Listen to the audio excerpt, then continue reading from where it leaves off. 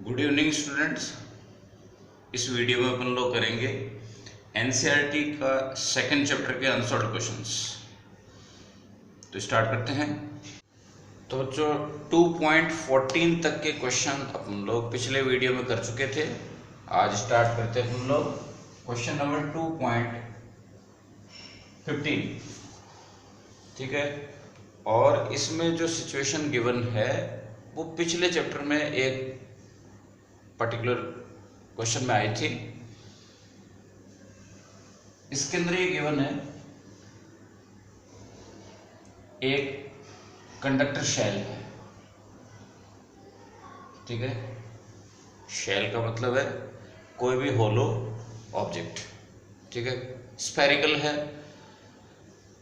इसको मैंने चार्ज दिया, तो चार्ज देंगे तो इसके आउटर सरफेस पर जाकर के और इकट्ठा हो जाएगा, आउटर सरफेस पर स्टे करेगा। क्यों चार्ज दे दिया इसको। ठीक है, एक और चार्ज आपने पुट किया है और वो है पॉइंट चार्ज प्लस क्यू। इसके सेंटर पे या इनसाइड में कहीं भी रख दिया। कैविटी जो इसके अंदर है, होलो स्पेस है, उसमें एक plus Q plus small Q charge put कर दिया। इस प्लस स्मॉल क्यू चार्ज की वजह से इसके इनर सरफेस पर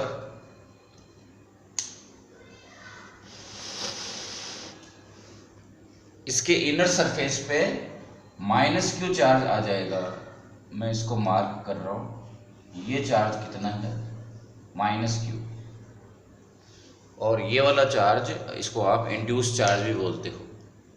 ठीक है, मतलब हुआ क्या कि इस प्लस क्यू चार्ज ने इलेक्ट्रॉन्स को अट्रैक्ट कर लिया। कहाँ से? आउटर सरफेस से। आउटर सरफेस में से इलेक्ट्रॉन निकल गए और यहाँ पर आकर के इकट्ठा हो गए इनर सरफेस पर। उन इलेक्ट्रॉन्स का ये माइनस क्यू चार्ज है। ठीक है, और यहां से इलेक्ट्रॉन निकल गए तो यहां पे इलेक्ट्रॉन्स की वैकेंसी की वजह से प्लस क्यू चार्ज हो गया। तो इस बात को समझो, ये माइनस क्यू और ये प्लस क्यू जो है इंड्यूस चार्ज। आउटर सरफेस पर अब टोटल चार्ज कितना हो गया, plus Q upon plus Q plus small Q. Charge density का फॉर्मूला होता है charge upon area. Outer surface का एरिया, इस पे चार्ज कितना है, क्यू प्लस क्यू। एरिया कितना है, 4 पाई आर स्क्वायर, और रेडियस कितनी है, R2। और इनर सरफेस की चार्ज डेंसिटी, इनर सरफेस पर चार्ज कितना है, माइनस क्यू, और एरिया है 4 पाई आर स्क्वायर, और रेडियस है R1। ठीक है,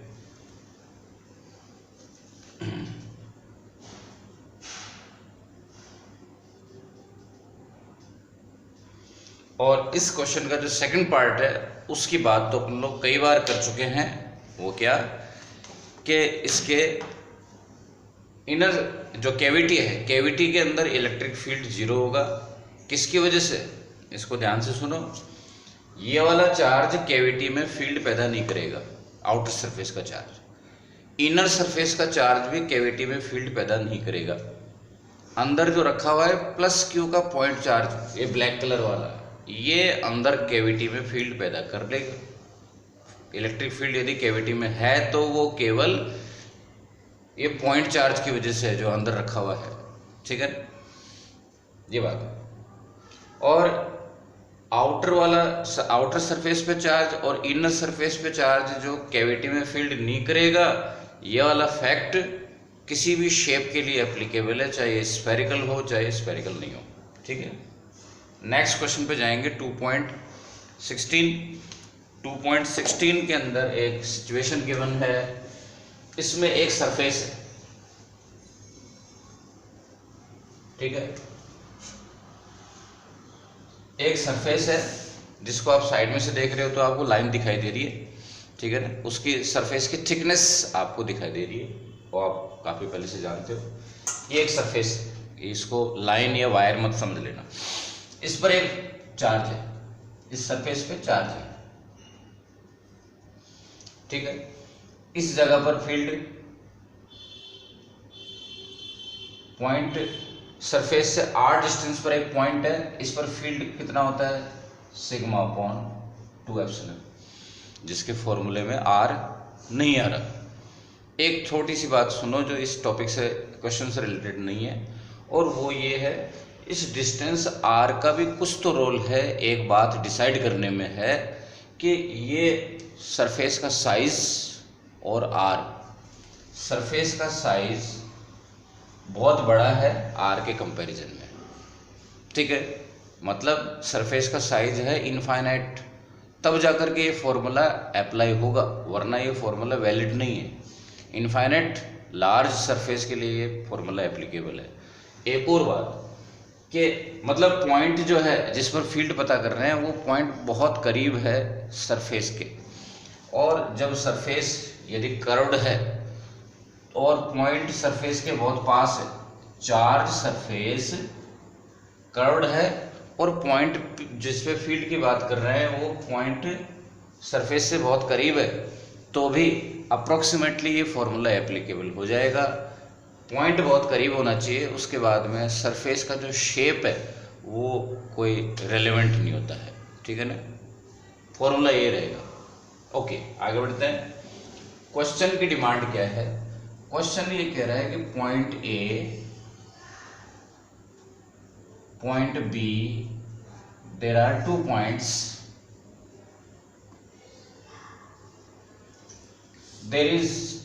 there are 2 directions, x direction, y direction, और पॉजिटिव x डायरेक्शन को आप लेट कर लेते हो, ये इस डायरेक्शन का यूनिट वेक्टर है n cap, positive x direction में यूनिट वेक्टर।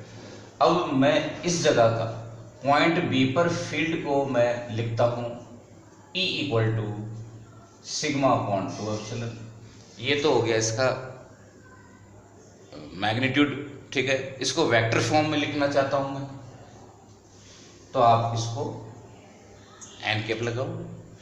किसी भी मैग्नीट्यूड को वेक्टर में कन्वर्ट करने के लिए आप यूनिट वेक्टर लगा देते हो। यहां पर इलेक्ट्रिक फील्ड की डायरेक्शन किधर होगी, इस पॉइंट पे, पॉइंट बी पर इलेक्ट्रिक फील्ड की डायरेक्शन किधर है, अवे, पॉजिटिव चार्ज है तो अवे। पॉइंट ए पर इलेक्ट्रिक फील्ड की डायरेक्शन किधर है, सरफेस से अवे, ठीक है। इस इलेक्ट्रिक फील्ड का वैल्यू कितना होगा, sigma upon 2 epsilon. Same vector form में रिप्रेजेंट करना चाहते हो तो यहां पे लगाना पड़ेगा माइनस, क्यों, अपोजिट डायरेक्शन में, एन कैप की डायरेक्शन तो इधर है, ठीक है ना। पॉजिटिव डायरेक्शन तो आपने ये एज्यूम करिए, तो ये इस वाले इलेक्ट्रिक फील्ड को आप सपोज E1 और इसको E2 बोल रहे हो, ठीक है। तो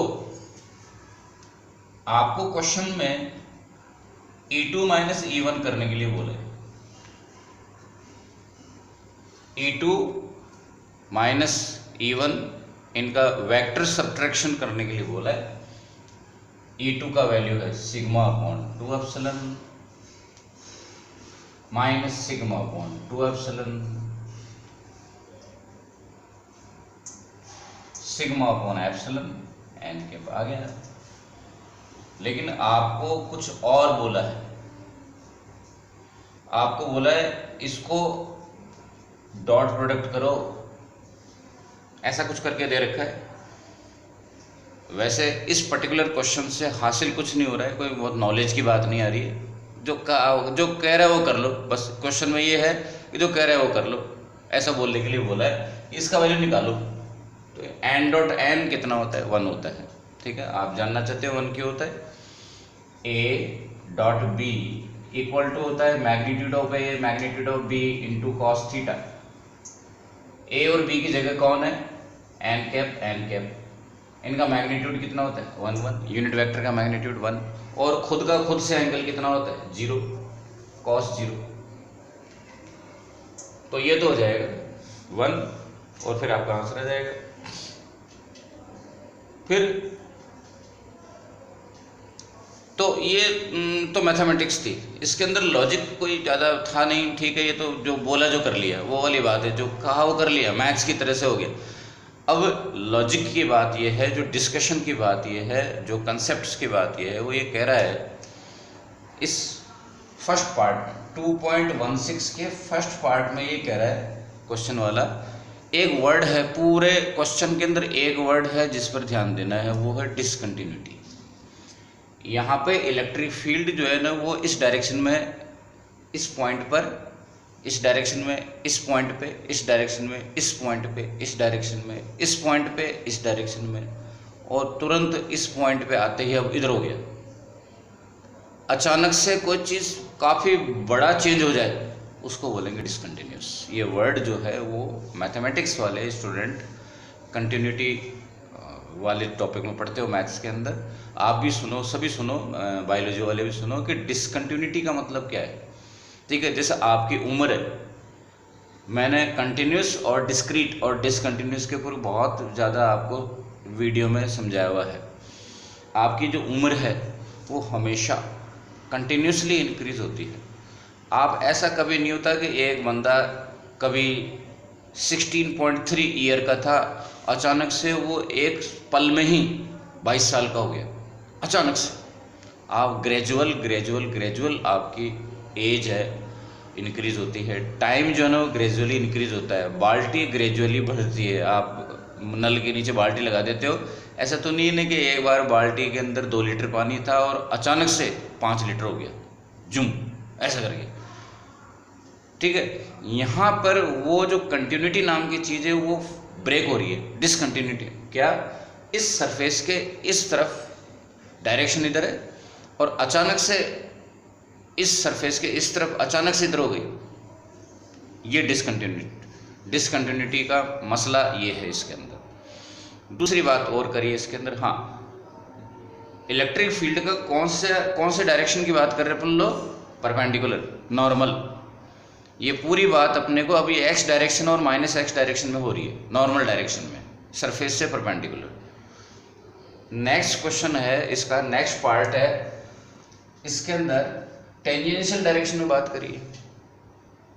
ठीक है, वर्ड्स के सिनोनिमस सुनो, नॉर्मल, परपेंडिकुलर, एक्रॉस, ट्रांसवर्स, एक जैसे वर्ड्स हैं। दूसरा एक और है वर्ड्स का ग्रुप, टेंजेंशियल, पैरेलल, लॉन्गिट्यूडनल, एक जैसे वर्ड्स हैं।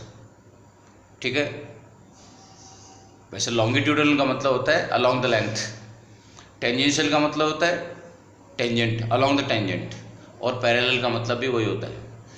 तो अब सेकंड में आप वाई डायरेक्शन के इलेक्ट्रिक फील्ड के कंपोनेंट की बात कर रहे हैं, तो आप ये समझते हो कि एक वेक्टर के परपेंडिकुलर डायरेक्शन में, किसी वेक्टर के परपेंडिकुलर डायरेक्शन में कंपोनेंट नहीं होता, माने 0 होता है।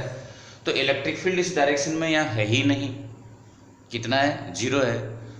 इस डायरेक्शन में इलेक्ट्रिक फील्ड का वैल्यू 0 है, यहाँ पे 0 है, यहाँ पे 0 है, यहाँ पे 0 है, यहाँ पे 0 है, मतलब चेंज नहीं हो रहा। चेंज नहीं हो रहा तो आप कह सकते हो कि ये कंटिन्यूस है, लेकिन जो है ही नहीं फिर आप उसको क्या कहोगे कि वो चेंज नहीं हो रहा। फिर भी इस क्वेश्चन को सेटिस्फाई करने के लिए अपन लोग जो है इसको मान लेते हैं कि भाई ठीक है, नहीं तो ये क्वेश्चन में कोई ज़्यादा दम नहीं है। ये कह रहा है कि इलेक्ट्रिक फील्ड इधर जो है ना वो 0 0 0 0 0 0 0 0 0 ही है। वाई डायरेक्शन में इलेक्ट्रिक फील्ड 0 है। वाई डायरेक्शन का मतलब सरफेस के पैरेलल, यानी कि टेंजेंशियल डायरेक्शन में। तो टेंजेंशियल डायरेक्शन में इलेक्ट्रिक फील्ड का वैल्यू चेंज नहीं हो रहा, एब्रप्टली अचानक से चेंज नहीं हो रहा, यानी कि कंटिन्यूटी बरकरार है, कंटिन्यूटी मेंटेन्ड है। ये क्वेश्चन का मीनिंग है। नेक्स्ट क्वेश्चन पे जाएंगे 2.17।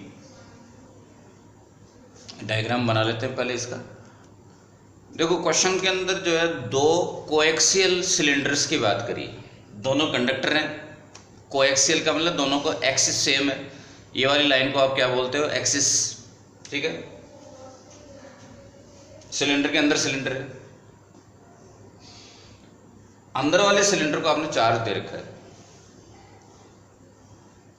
ये चार्ज आपने इसको दिया, बाहर वाले सिलेंडर पर चार्ज आपने बाहर से दिया नहीं, यदि हो जाएगा तो अंदर ही इंड्यूस हो जाएगा सॉरी, अंदर इसके अंदर इंड्यूस हो जाएगा। तो आप इस क्वेश्चन के अंदर जो पूछा है उसको प्लेन मान सकते हो कि ये जो पॉइंट है इस पर फील्ड पता करना है, तो आप कह सकते हो कि ये तो कर चुके पहले फील्ड तो, ठीक है क्या ये रहा फॉर्मूला। लेकिन ये तो एक स्ट्रेट वायर के लिए था, ठीक है, चार्ज वायर के लिए था। तो ये जो सिलेंडर है ये वायर तो नहीं है, लेकिन एक मोटे वायर की तरह से बिहेव कर रहा है, एक थिक वायर है, काफ़ी अच्छी खासी रेडियस का वायर है, ब्लैक वाला सिलेंडर, अंदर वाला सिलेंडर चार्ज जो है, ठीक है। मतलब एक सिलेंडर है जो मोटा है, वो अपने आउटसाइड पॉइंट्स के लिए एक वायर की तरह से ही बिहेव करता है, ठीक है। इसके बारे में और डिटेल में कभी और नेक्स्ट एक क्वेश्चन और आएगा तो बात करेंगे कि इसके सरफेस पर और इसके इनसाइड में इलेक्ट्रिक फील्ड वगैरह क्या होगा, वो बाद में बात करेंगे। अभी तो मैं कह रहा हूँ कि एक सिलेंडर, एक थिक सिलेंडर, एक ठीक है, एक कंडक्टर थिक सिलेंडर है, वो अपने आउटसाइड पॉइंट्स के लिए इस तरह से बिहेव करता है जैसे वो वायर की तरह से बिहेव करता है, ठीक है। तो यहाँ पर फील्ड है वो ये होगा, आपका क्वेश्चन हो गया खत्म। लेकिन आपके माइंड में कुछ और आता है, वो ये कि क्या इस पर चार्ज इंड्यूस नहीं होगा, क्या इस पर जो चार्ज इंड्यूस हुआ वो पॉइंट पी पर फील्ड पैदा नहीं करेगा, ठीक है। तो अपन लोग अब पहले तो आपके मन की इच्छा की बात कर लेते हैं कि यहाँ पे चार्ज इंड्यूस कर लेते हैं। बोलिए, इस पॉजिटिव चार्ज की वजह से अंदर की सरफेस पर नेगेटिव चार्ज यानी अपोजिट चार्ज इंड्यूस हो जाएगा और बाहर की सरफेस पर पॉजिटिव चार्ज होना पड़ेगा, ठीक है ना। ये दोनों नेगेटिव और पॉजिटिव इक्वल एंड अपोजिट हैं, ठीक है। और कंडक्टर है इसलिए ये तीनों ही चार्ज, कौन सा वाला, ये और ये दोनों तीनों ही चार्ज इक्वल हैं कंडक्टर होने की वजह से, ठीक है। ओके, आपके पास में 3 पॉइंट हैं, ए बी सी। सी कहाँ पर है, दोनों सिलेंडर्स के अंदर है, इनसाइड में फील्ड 0 होता है, तो सी का तो किस्सा ही खत्म हो गया, पॉइंट सी पर फील्ड नहीं है। क्वेश्चन में आपको पता करना है पॉइंट बी पर फील्ड। अपन ए और सी का काम ऐसे कर रहे हैं मुफ्त में, ठीक है ना।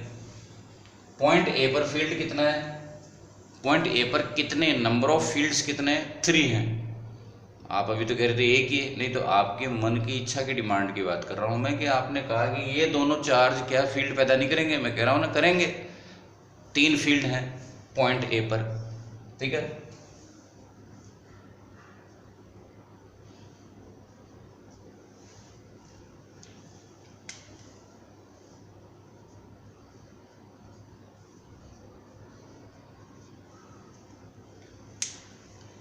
अंदर वाले पॉजिटिव चार्ज की वजह से E1, इस वाले पॉजिटिव चार्ज की वजह से E2। E1 और E2 के एरो किधर जा रहे हैं, अवे, पॉजिटिव चार्ज की वजह से फील्ड अवे होता है, और इस वाले नेगेटिव चार्ज की वजह से फील्ड E3 है। तो आप देख लो ये दोनों तो कैंसिल हो जाएंगे, बचेगा E1 ही। जो स्टार्टिंग में बात कर रहे थे वो कि E2 और E3 जो है वो होना और न होना बराबर है, यानी कि किसी भी ये जो आउटर वाला सिलेंडर है ये क्वेश्चन में गिवन नहीं होता तो भी फील्ड पे कोई फर्क नहीं पड़ता। अब हम लोग बात करते हैं पॉइंट बी पर, ठीक है। पॉइंट बी पर कितने फील्ड्स हैं, यहाँ जगह नहीं है इसलिए मैं यहाँ पे बना रहा हूँ उनके वेक्टर्स को।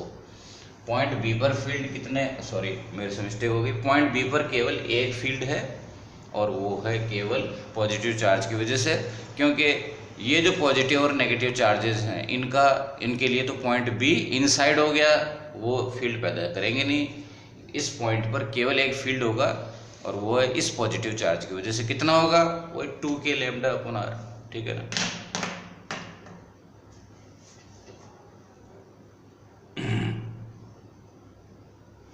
नेक्स्ट क्वेश्चन है 2.18, ठीक है। डायग्राम बना लेते हैं बच्चों। 2.18 क्वेश्चन में 2.18 का ए पार्ट, इसमें पोटेंशियल एनर्जी आपको पता करनी है। फॉर्मूला होता है K(Q1Q2)/R। ठीक है। हाइड्रोजन का एटम का सीन दे रखा है, न्यूक्लियस में एक प्रोटॉन है और रिवॉल्व कर रहा है एक इलेक्ट्रॉन। रेडियस यानी कि दोनों का बीच का डिस्टेंस R गिवन है आपको। K न्यूक्लियस पे चार्ज प्लस Ze, इलेक्ट्रॉन का चार्ज -e अपॉन डिस्टेंस। ठीक है। हाइड्रोजन है इसलिए आप Z का वैल्यू बोलोगे 1। ठीक है। इसलिए फॉर्मूला हो गया Ke²/R माइनस। आप ध्यान दो माइनस क्यों पुट किया है। मैं हमेशा कहा करता हूँ आपको कि जब भी आप वेक्टर क्वांटिटी की कैलकुलेशन करें उसमें साइन का कोई मीनिंग नहीं होता, डायरेक्शन इंपॉर्टेंट होती है। डायरेक्शन का ध्यान रखें, आंसर में डायरेक्शन भी बता के आएँ। और यदि आप स्केलर क्वांटिटी की कैलकुलेशन कर रहे हो, यदि उसमें कोई साइन है ना, जैसे वर्क में, जैसे पोटेंशियल एनर्जी में, पोटेंशियल में, बहुत सारी चीज़ों में, चार्ज में, फ्लक्स में साइन होता है, तो आप साइन की कदर करें। स्केलर क्वांटिटी में साइन इंपॉर्टेंट होता है, साइन का ध्यान रखें। यहाँ पर साइन प्लस माइनस पुट करना था, -Ke²/R आया। ठीक है। इनकी वैल्यू पुट करें, न्यूमेरिकल वैल्यू आपको पता होना चाहिए, ये आपको खुद अपने आप से करना चाहिए था, लेकिन फिर भी मैं आपको बता देता हूँ कि 0.53 एंगस्ट्रॉम का मतलब 10 पावर। तो ये जो आ गया, ये आंसर आपका आया जूल। क्वेश्चन ये कह रहा है, और यदि कहता नहीं तो भी आपको करना चाहिए था क्या, कि इसका आंसर आएगा 10 पावर -18, 10 पावर -19, 10 पावर -20 के आसपास। इतनी बड़ी भयानक पावर है तो उसको आप देख, जूल में है तो आप देखते ही उसको इलेक्ट्रॉन वोल्ट में कन्वर्ट करने की कोशिश करो। जूल को इलेक्ट्रॉन वोल्ट में कन्वर्ट करने के लिए आपको ये करना पड़ता है। ठीक है। क्यों? क्योंकि 1 electron volt is equal to 1.6 × 10⁻⁹ joule. ठीक है। एक चांस की बात है कि ये नंबर इलेक्ट्रॉन के चार्ज जैसा है। ठीक है ना। ओके। कभी मौका आएगा तो इलेक्ट्रॉन वोल्ट की डेफिनेशन भी आएगी एटम वाले चैप्टर में, वो तो तब की बात है, लेकिन फिलहाल तो ये है। उसके बाद इसको कैलकुलेट करो आप और आपका आंसर आ जाएगा माइनस पोटेंशियल एनर्जी -26। ठीक है। ये आपका आंसर आ गया। अब इसका एक बार काइनेटिक एनर्जी निकाल लेते हैं। वैसे क्वेश्चन का बी पार्ट कर रहे हैं अपन लोग। क्वेश्चन में आपको काइनेटिक एनर्जी का वैल्यू डायरेक्ट गिवन है, लेकिन मैं उसको यूज नहीं करता, उसको अपन लोग निकाल के लाते हैं कि देखें काइनेटिक एनर्जी कितना आता है। और मैं अभी इसको छेड़ नहीं रहा, मैं इसको यहाँ लिख देता हूँ, ये रिजल्ट मेरे को काम आएगा। ये किसका वैल्यू है? Ke²/R माइनस, तो इसमें साथ में था। ठीक है। ये पोटेंशियल एनर्जी का फॉर्मूला है और ये उसका न्यूमेरिकल वैल्यू है। आपको ये रटा हुआ भी होना चाहिए। ठीक है, क्योंकि स्टैंडर्ड वैल्यू है।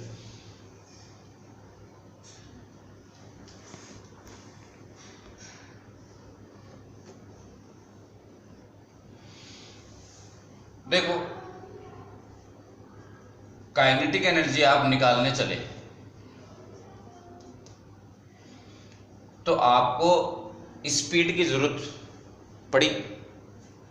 ऐसा कुछ नहीं है कि स्पीड का कोई फॉर्मूला होता है। स्पीड का फॉर्मूला बनाते हैं या कुछ भी कर के लाएंगे अपन लोग, तो यहाँ पे आ जाते हैं। पहले तो F = ma, बहुत सिंपल फॉर्मूला है। इसमें F की वैल्यू पुट करो तो आप हो गया, F की वैल्यू है ना क्या ma, नहीं, F की वैल्यू इस कंडीशन में कितनी है, यहाँ पे इस कंडीशन में F = कितना है। यदि ये अर्थ और मून होता तो F = G(m1m2/r² पुट करते। यदि ये एक Q1 Q2 चार्ज है तो F की वैल्यू K(Q1 Q2/r² पुट करोगे, K(Q1 Q2/r²। और एक्सेलरेशन का फॉर्मूला होता है ये। ठीक है ना। ये फॉर्मूला कब होता है एक्सेलरेशन का? जब पार्टिकल की, उस बॉडी की स्पीड कांस्टेंट हो और डायरेक्शन चेंज हो रही हो, तो तुम कहोगे हमने तो इसको पढ़ा था कि ये तो सेंट्रीपिटल एक्सेलरेशन है, सर्कुलर मोशन में होता है। मैं उससे भी ज़्यादा जनरल बात बोल रहा हूँ, और ये तो एक एग्जाम्पल है, सर्कुलर पाथ में चलते हुए पार्टिकल का तो एक एग्जाम्पल है। एक्सेलरेशन का फॉर्मूला जिसको अपन लोग बोलते हैं सेंट्रीपिटल एक्सेलरेशन का फॉर्मूला क्या होता है, v²/r। कब होता है? जब उस पार्टिकल का स्पीड कांस्टेंट हो और डायरेक्शन चेंज हो रही हो। ठीक है, ये सब अपन 11th के नोट्स में जाकर के देखेंगे। यहाँ पर अपन लोग लंबा काम नहीं कर सकते। r और r कैंसिल हो गया, और mv² का वैल्यू क्या आया? q1 का वैल्यू कितना पुट किया मैंने? Ze। q2 का कितना? e। इस पे चार्ज Ze, इस पे चार्ज e। अब की बार साइन क्यों नहीं पुट करे? क्योंकि अब की बार कौन बंदा है? वेक्टर क्वांटिटी है, इसलिए साइन पुट नहीं करेंगे। ठीक है, mv² का वैल्यू कितना आया? k, z का वैल्यू 1, k²/r। और ये बात वो बोल भी रहे कि जितना पोटेंशियल एनर्जी का मैग्नीट्यूड है, मैग्नीट्यूड का मतलब साइन को हटा के बात करो, उसका हाफ होता है काइनेटिक एनर्जी। और ये सेम टू सेम आपको ग्रेविटेशन के अंदर भी पढ़ने को मिला था। ठीक है, कोई भी एक बॉडी दूसरी बॉडी की चारों तरफ रिवॉल्व कर रही है सेंट्रल फोर्स की वजह से, यानी कि ग्रेविटेशनल फोर्स या इलेक्ट्रोस्टैटिक फोर्स की वजह से एक बॉडी दूसरी बॉडी की चारों तरफ रिवॉल्व कर रही है, तो उनकी पोटेंशियल और काइनेटिक एनर्जी में हमेशा यही रिश्ता होगा जो यहाँ पर है। ठीक है, चलो आगे बात करें। तो काइनेटिक एनर्जी आ गया, इसकी टोटल एनर्जी कितनी होगी? Potential energy plus kinetic energy, इन दोनों को ऐड करो तो आपके पास आ जाएगा ke²/2r। पर टोटल एनर्जी तो कैलकुलेट करने के लिए बोला ही नहीं था। आगे बढ़ो, आपको इसको पढ़ करके धीरे धीरे धीरे धीरे बाइंडिंग एनर्जी की याद आ रही होगी 11th क्लास के ग्रेविटेशन वाले चैप्टर में। भाई वहाँ पे ke² की जगह Gm1m2 ही तो थे, Gmm। ठीक है, कोई बात नहीं, अच्छा है याद आ रहा है। तो अब बात करते हैं कि इस पार्टिकल की एनर्जी कितनी है। ये इसको इससे तोड़ करके और इनफाइनाइट में पहुंचाना है, यानी कि कहाँ पहुंचाना है? जीरो एनर्जी लेवल पे पहुंचाना है, जीरो फोर्स के कंडीशन में पहुंचाना है। ठीक है, इस पार्टिकल की एनर्जी आपको कितनी करनी है? 0। अभी इसके पास टोटल एनर्जी है और आपको इसको कितनी एनर्जी दे दूं कि 0 हो जाए। वैसे उस पर्टिकुलर एनर्जी को अपन लोग ग्रेविटेशन में और इस कंडीशन में भी बाइंडिंग एनर्जी बोलते हैं। आपका क्वेश्चन, ये वाला क्वेश्चन उसको वर्क बोल रहा है, हाउ मच वर्क और how much binding energy should be imparted और how much work should be done to draw this electron up to infinity. तो ये पता करना है। तो ये जो वर्क और आइदर बाइंडिंग एनर्जी है वो टोटल एनर्जी का नेगेटिव होगा, यानी कि टोटल एनर्जी का वैल्यू, इसका वैल्यू कितना है, जिसमें राउंड कर रहा हूँ इसका वैल्यू कितना है, राउंड कर रहा हूँ इसका वैल्यू कितना है? -27.2। और इसका वैल्यू आएगा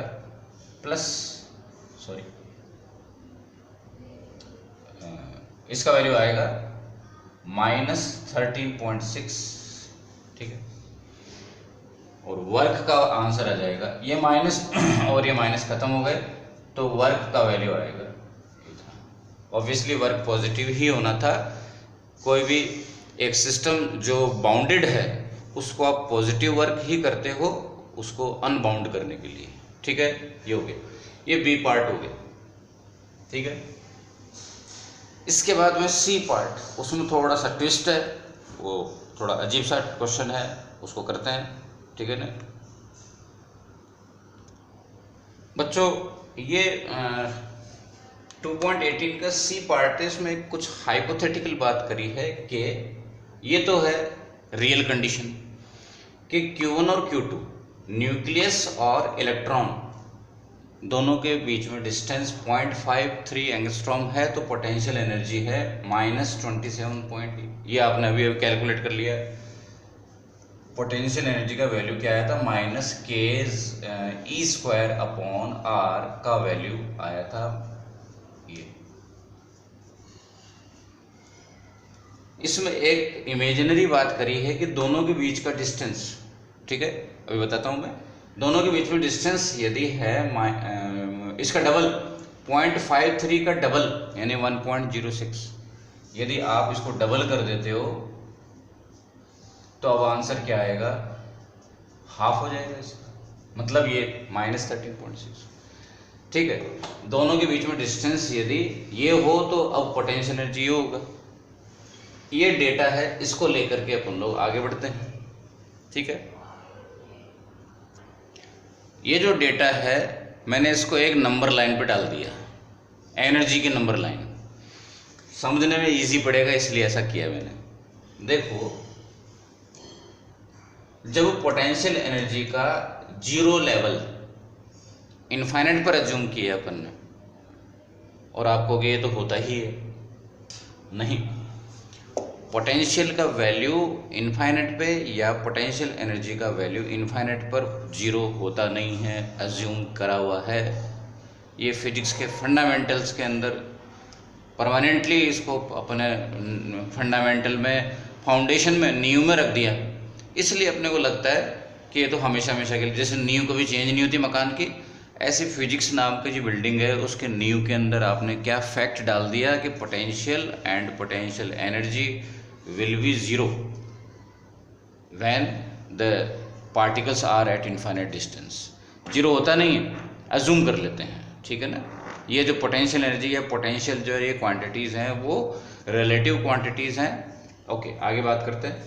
तो पोटेंशियल एनर्जी का वैल्यू कितना है, जीरो है। कब, जब पार्टिकल्स इनफाइनाइट पर है, और ये जब इतने डिस्टेंस पर हैं तो पोटेंशियल एनर्जी का वैल्यू इतना, इतने डिस्टेंस पर हैं तो पोटेंशियल एनर्जी का वैल्यू इतना है। ये सारा डेटा मैंने यहाँ नंबर लाइन पे डाल दिया, इसको अपने को इकट्ठा करने में, देखने में बड़ा इजी पड़ेगा, इसलिए यहाँ डाल दिया। ये आपकी सिचुएशन है कौन सी, क्वेश्चन नंबर 2.18 ए वाले ऑप्शन की है। अब सी वाले ऑप्शन की कंडीशन ये कह रहा है, ये इंसिस्ट कर रहा है कि इस वाले को आप जीरो अज्यूम कर लो, जीरो यहाँ पे से उठा करके यहाँ पे जीरो मान लो, ठीक है। तो दोबारा से एक नंबर लाइन बना रहा हूं मैं, और ये क्या है, when potential energy equal to zero at 1.06 angstrom.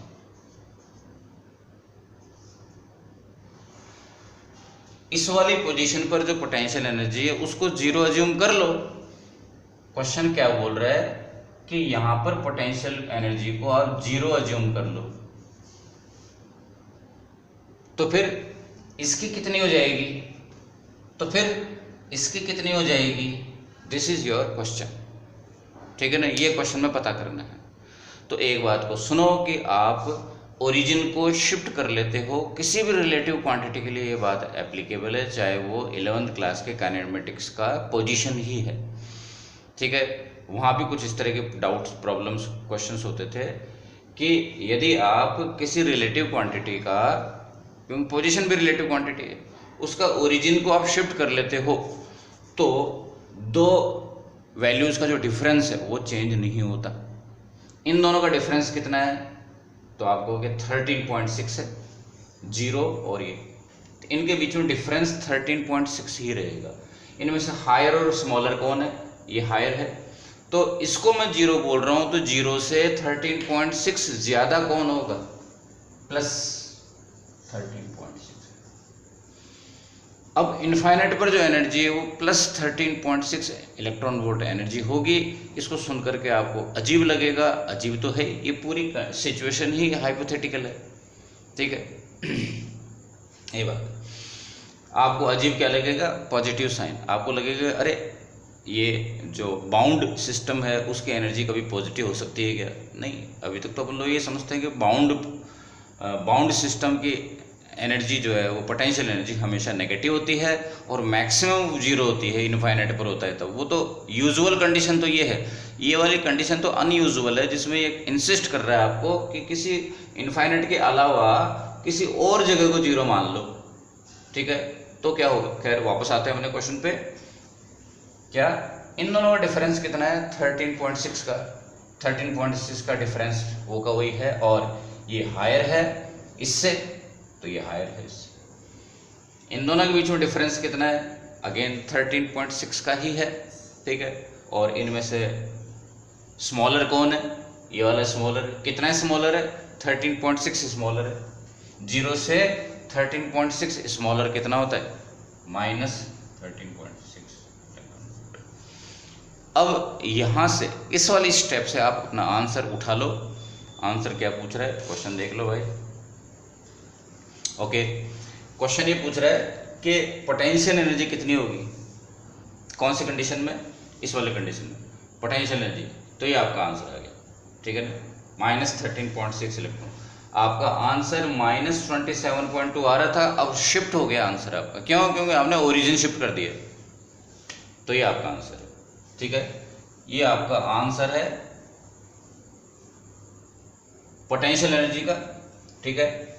और दूसरी बात कि क्या अब काइनेटिक एनर्जी भी चेंज हो जाएगी? ये जो अपने ओरिजिन शिफ्टिंग करी, इससे केवल पोटेंशियल एनर्जी ही चेंज होगी। काइनेटिक एनर्जी इस तरह की क्वांटिटी नहीं है पोटेंशियल एनर्जी जैसी, ठीक है। उसका जीरो कहीं रेफरेंस पॉइंट जिसको बोलते हैं, जीरो लेवल पॉइंट कहीं होता है, ऐसा कुछ नहीं होता काइनेटिक एनर्जी में, या ऐसा पोटेंशियल एनर्जी में ही होता है। काइनेटिक एनर्जी तो वही रहेगी, इस सिस्टम की काइनेटिक एनर्जी तो वही रहेगी। क्या? सिस्टम की काइनेटिक एनर्जी यहाँ भी वही थी, यहाँ भी वही है। कितनी? +13.6 इलेक्ट्रॉन वोल्ट, ठीक है। काइनेटिक एनर्जी उतनी रहेगी। आप चाहते हो कि टोटल एनर्जी निकाल के बताओ, टोटल एनर्जी निकाल लो, ठीक है।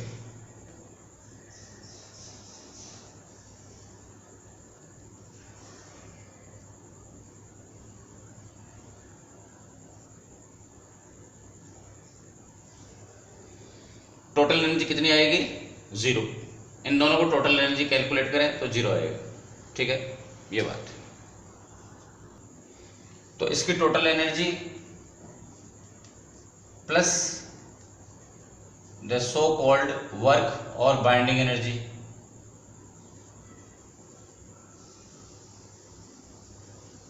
आप सिस्टम को कौन सा क्वेश्चन कर रहे हैं हम लोग? इस पर्टिकुलर कंडीशन में बी पार्ट कर रहे हैं। दिस इज 2.18 बी, ठीक है।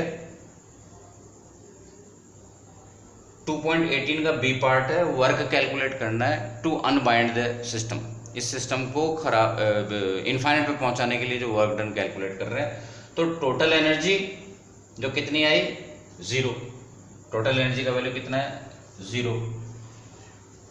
तो और plus binding energy is equal to, it should be energy at infinite.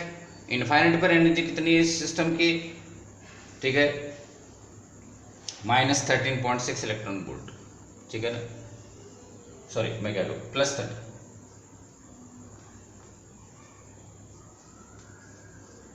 तो ये आपका आंसर होगा।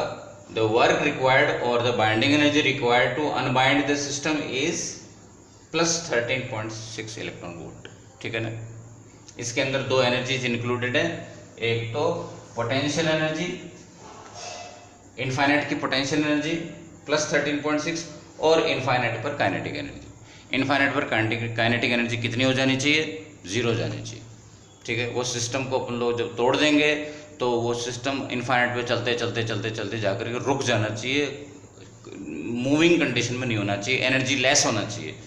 तो ये सब बातें हैं। तो आंसर आपका आया work required is +13.6 electron volt, ठीक है ना। और टोटल एनर्जी कितनी आई इस बॉडी की इस कंडीशन में? 0, ठीक है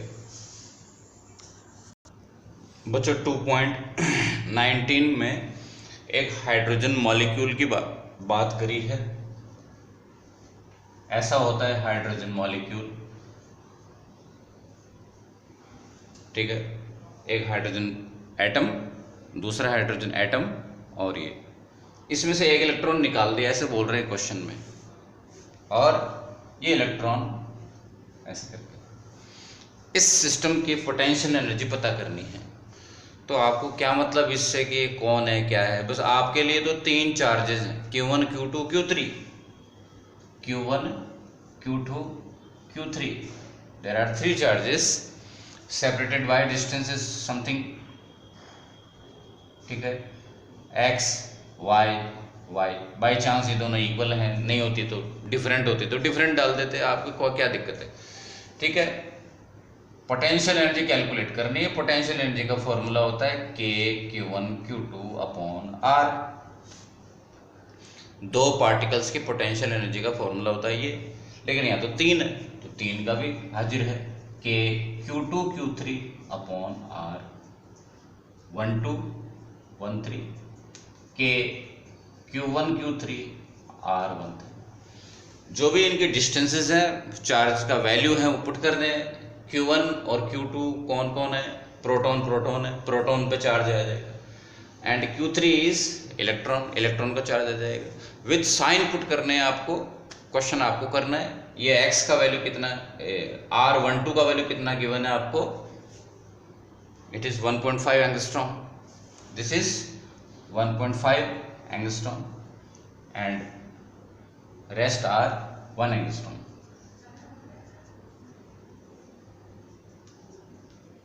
एंड Q1 Q2 Q3 की वैल्यू विथ साइन पुट करनी है, ये बड़ी बात ध्यान रखनी है। 2.20 क्वेश्चन है बच्चों, इसके अंदर ये गिवन है, देयर आर 2 कंडक्टिंग ऑब्जेक्ट्स और सपोज वो स्फेरिकल है। स्फेरिकल होने से एक फ़ायदा रहेगा, अपने पास कुछ फॉर्मूला वगैरह है, वरना इनका ये जो क्वेश्चन का जो पर्पस है उसमें इनका स्फेरिकल होना ज़रूरी नहीं है, ठीक है। आप इस बात को हमेशा हमेशा याद रखो कि बहुत सारे फैक्ट्स ऐसे हैं जो स्फेरिकल बॉडी को ध्यान में रख करके बोले हुए हैं, लेकिन वो ज़रूरी नहीं है कि स्फेरिकल बॉडी पर ही एप्लीकेबल होते हैं, ठीक है।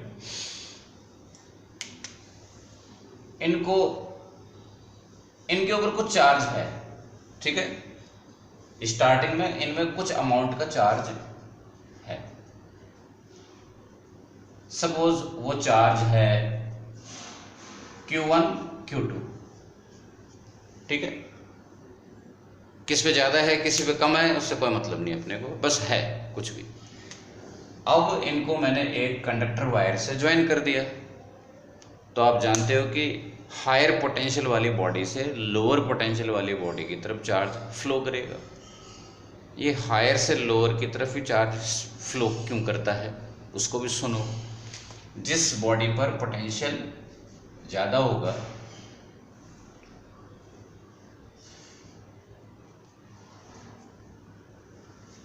पोटेंशियल और पोटेंशियल एनर्जी का रिश्ता क्या है, यूनिट चार्ज की जो पोटेंशियल एनर्जी है, यूनिट चार्ज की जो पोटेंशियल एनर्जी है वो पोटेंशियल ही होता है। तो इस किसी बॉडी पर पोटेंशियल ज़्यादा है का मतलब उस पर्टिकुलर बॉडी का एक यूनिट चार्ज, एक क्वांटम के पास जो एनर्जी वो ज़्यादा एनर्जी वाला है। और आप जानते हो कि कभी भी दो सिस्टम्स हैं, ठीक है, एक सिस्टम है जो ज़्यादा एनर्जी लेवल पर है वो हमेशा कम एनर्जी लेवल का हो जाना चाहता है, ये एक नेचुरल फैक्ट है, नेचुरल फेनोमेनन है, ठीक है। वापस आते हैं, तो एक चार्ज है जो हमेशा ज़्यादा पोटेंशियल से कम पोटेंशियल की तरफ फ्लो होना चाहता है। कौन सा वाला चार्ज? पॉजिटिव चार्ज हो तो, यदि नेगेटिव चार्ज होगा तो ये उसका उल्टा होगा, ठीक है, ओके। फाइनल क्या होगा? फाइनल इनका स्टार्टिंग में पोटेंशियल V1 था और स्टार्टिंग में इसका पोटेंशियल V2 था। फाइनली इनका चार्ज कुछ और हो जाएगा, Q1 डैश Q2 डैश हो जाएगा, लेकिन पोटेंशियल दोनों का इक्वल हो जाएगा, क्योंकि पोटेंशियल जो है वो डिफरेंट था तभी तो चार्ज फ्लो हो रहा था। और जो चार्ज के फ्लो होने का कारण क्या था? पोटेंशियल का डिफरेंट होना। जब तक वो कारण ख़त्म नहीं हो जाएगा, जब तक पोटेंशियल में डिफरेंस ख़त्म नहीं हो जाएगा, यानी कि जब तक पोटेंशियल इक्वल नहीं हो जाएगा तब तक चार्ज फ्लो होता रहेगा। ये वाली बात अब लोग बहुत पहले से पढ़ रहे हैं, कैपेसिटर्स में भी पढ़ी और कंडक्शन के अंदर। तो कंडक्शन में जो चार्ज फ्लो होता है उसका फंडामेंटल मूल कारण यही है, ठीक है, वो पोटेंशियल इक्वल हो गया। अब आप बात करेंगे इसकी कि आफ्टर चार्जिंग Q1 डैश और Q2 डैश का रेशो आफ्टर चार्जिंग, ठीक है, it is C1V C2V, cancel हो गया, पोटेंशियल सेम है। और स्फेरिकल बॉडी के लिए, पर्टिकुलर स्फेरिकल बॉडी के लिए आपको कैपेसिटर का फॉर्मूला मालूम है, 4 pi epsilon into R, 4 pi epsilon into R, इसका रेडियस, फर्स्ट वाले का रेडियस ए, सेकंड वाले का रेडियस बी, क्वेश्चन में गिवन है। तो आपके पास में आ गया ratio A upon B. But question में आपको पूछा है find the ratio of electric field, E1 upon E2। Electric field का फॉर्मूला होता है sigma 1 upon sigma upon epsilon, sigma upon epsilon 1 2। तो आप एक काम करो कि पहले ये सिग्मा 1 सिग्मा 2 का फॉर्मूला है Q1 डैश अपॉन 4 पाई ए स्क्वायर, Q2 डैश अपॉन 4 पाई बी स्क्वायर, ठीक है ना, चार्ज अपॉन एरिया। और ये हो जाएगा Q1 dash upon Q2 dash into B square upon A square, और Q1 dash upon Q2 dash का वैल्यू ए अपॉन बी है, ये ए अपॉन बी हो जाएगा और आंसर आ जाएगा आपका बी अपॉन ए। ठीक है, ये सारा रिजल्ट है, ये कैलकुलेशन है, ये कैलकुलेशन बड़ी बात नहीं है। इस कैलकुलेशन को अपन लोग यहाँ पर इकट्ठा कर लेते हैं। जो भी रिजल्ट आया, E1 अपॉन E2 का वैल्यू बी अपॉन ए, मतलब इलेक्ट्रिक फील्ड और रेडियस के बीच में इलेक्ट्रिक फील्ड और साइज का रिश्ता कैसा है, इनवर्स। ठीक है, ध्यान से सुने पूरी बात, पूरी कहानी दोबारा सुनो कि दो बॉडीज हैं जो कनेक्टेड हैं, कंडक्टिंग वायर से कनेक्टेड हैं, उनमें चार्ज का फ्लो अलाउड है, तो स्मॉलर बॉडी पर ज़्यादा फील्ड होता है। ये इसका कंक्लूजन है, स्मॉलर बॉडी पर फील्ड ज़्यादा होता है। अब इसको वापस करके आप यहाँ करके सुनो। सपोज एक ऐसी बॉडी है,